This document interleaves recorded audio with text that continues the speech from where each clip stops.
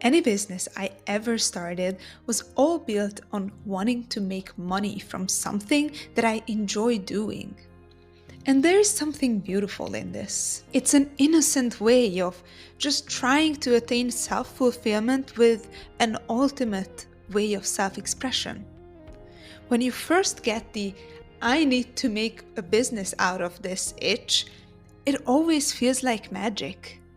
You don't think about algorithms or engagement.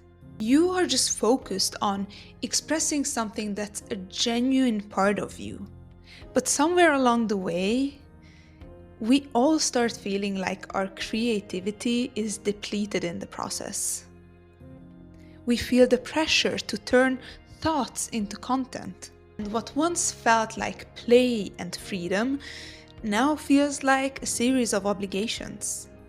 In this video, I will talk about a very real shift that happens to entrepreneurs. The moment when your creative outlet starts feeling like a draining job that you're escaping. And to help you start feeling that old spark again, I will share 3 tips on how to reconnect with joy in your business. So keep watching to learn how to find that lost spark in you. Hi and welcome back. My name is Mercedes. I help women unlock their inner genius, build aligned businesses, and become their own most trusted advisor. If this resonates with you, make sure to subscribe and check out my other videos. The first sign that something's shifted is this. You can no longer create anything without wondering if it will sell or grow your following. And I get it. When your livelihood depends on your creativity, it's really easy to fall into this trap. But the moment you start filtering every idea through a lens of performance, you start treating yourself like the master and the slave in the same body. And sorry for the harsh example, but one very important thing that we tend to overlook is that a big reason we have a solid business today to begin with is because of who we are and how other people resonate with us on a personal level. I always say people buy from people, and unless you're the Apples or Dior's of the world, your audience is most likely people who see part of themselves in you. And the more burnt out, bitter, and corporate machinery like your business is, the less relatable you will be. So here's how you can handle this situation. When it comes to content, for example, try to create something once a week that has no purpose other than to bring you joy. I'm sure you will be able to think of a million ways to be creative. But one of my favorite examples is when you post something raw, honest, and relatable about yourself. Talk about your love for animals or a country you always wanted to visit. You'll be surprised at how much your followers will appreciate you letting them in behind the scenes. The second sign that you're starting to run out of creative fuel is the following. You stopped reading or listening to anything out of fun. Every podcast you listen to is about being an entrepreneur. Every book you read is about business. And without realizing it, you've blurred the boundary between life and work. And I have always been guilty of this. While others listen to a power playlist in the gym, I tend to listen to conversations about scaling businesses, partnerships, revenue generation.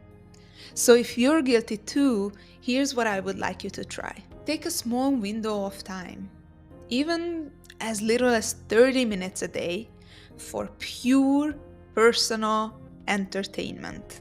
Watch a movie you don't need to learn from. Read fiction, or my personal favorite, listen to music in a language you don't speak. Letting your mind rest and disconnect is a sure way to refuel the creative juices that you depleted throughout the day. In the beginning, this might seem like a completely impossible task, because if your inner voice is anything like mine, it will be loud and critical on how you're spending your time. But the more you practice, the more natural it will become. And finally, the third sign that you might be heading towards resenting your own business is the fact that you feel overwhelmed every single time you open social media. I will admit, I also have my ups and downs with social media. And it's not only because it's noisy, which frankly it is, but because it reminds me of everything that I think I should be doing. It feels like opening a messy, unorganized to-do list, hard to make anything out of it, and even harder to see priorities. And this is a clear sign that your nervous system is overloaded. So here's my tip. Cleanse and curate your digital space like if it was sacred. Mute all the accounts that trigger pressure or comparison. Unfollow the people who you criticize on the surface, but still look at their posts and think, wow, they're performing so much better than mine are. They must be so much better than I am.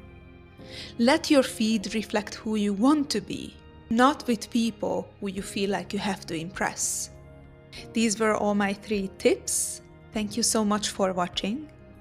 And if this video spoke to something inside of you, I've got more on the way. So make sure to stick around.